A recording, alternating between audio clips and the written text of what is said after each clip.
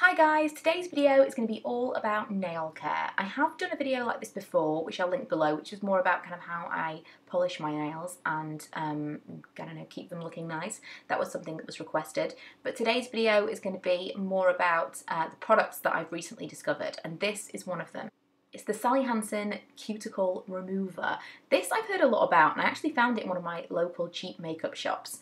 I know you can find it online, so I'll link it below, but basically you put a little bit of it all around your cuticles and then leave it for about, I don't know, 5 minutes. It depends on how sensitive your skin is, because it really is quite potent, and it's very specific that you have to wash it off after using it. You shouldn't leave it on for extended periods of time.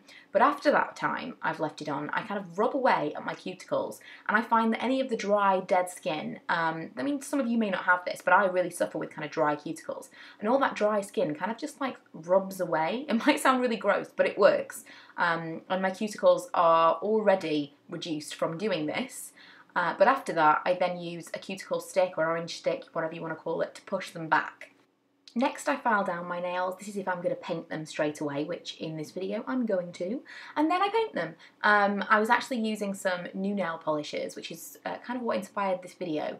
And that is what I'm using here. That's why I'm painting them in all different colours, just to test them out. And my favourite top coat is Seche Vite. This is unchanged. I've used this for years. There are various funny warnings about Seche Vite, and I think the main thing was that it kind of contained things that were a bit too chemically, but I don't know, everything's chemically, and nail polish in general, unless you're going to go the au natural route, is going to be probably quite bad for us down the line.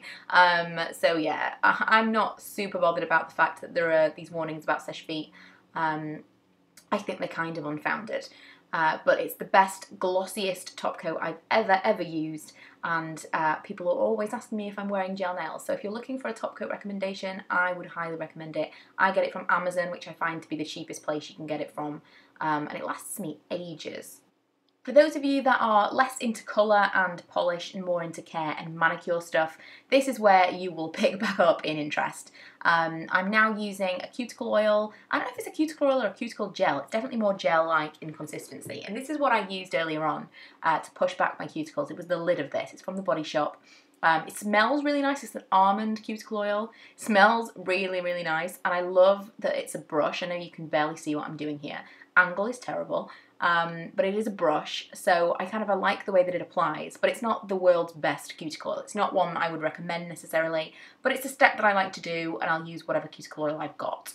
It's this next product that really is quite special. It's not something that's supposed to be for hands or for cuticles or anything like that. It's this peppermint, man, if I just stopped moving it I could read it. I think it's called Intensive Foot Rescue. Very, very minty, as you would imagine. And it's obviously supposed to be for your feet. For your feet, it's okay, it works. It's alright, it's not, I don't know, it's probably on a par with Heal Genius from Soap and Glory. So if you like that, you'll probably like this one as well. It's not as sticky and tacky as that. But nothing really, when it comes to foot creams, is massively, massively effective for me.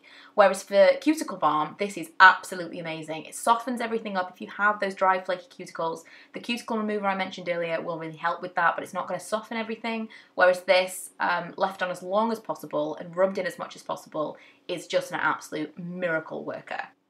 Everything else is pretty much changeable for me. I'm not super loyal when it comes to nail products. I like lots of different nail polishes and colours, and I have no one nail file that I particularly like, but Seche Vite top coat and this Body Shop foot cream, whatever it's called, everything will be listed below. They are the two products that I would say, if you're going to take away two product recommendations from this video, they are they. They are just really, really nice, and I would highly recommend them. I think they are kind of a game changer in the arena that they are meant for. So I hope this was useful. I hope that that was, I don't know, answered the questions of some of you that had questions about how I did my nails and what I did with them. Like I say, I will leave the link to the other video that I did many moons ago. I think it was slightly different and gave some slightly different information. You could see things from a different angle perhaps, and a little bit more about the actual polishing part. I also show a little bit about buffing my nails and stuff, which I didn't do in this video because I don't do it all the time. I don't have a base coat that I use all the time, but I did kind of cover everything I could think you would want to cover in that video. What am I doing now? I don't know. I don't know what's happening in this video. I'm just checking out my cuticles. Anyway, I think it's time to go. So I'm going to see you guys in my next video. Hope this was useful for some of you, and yeah, bye!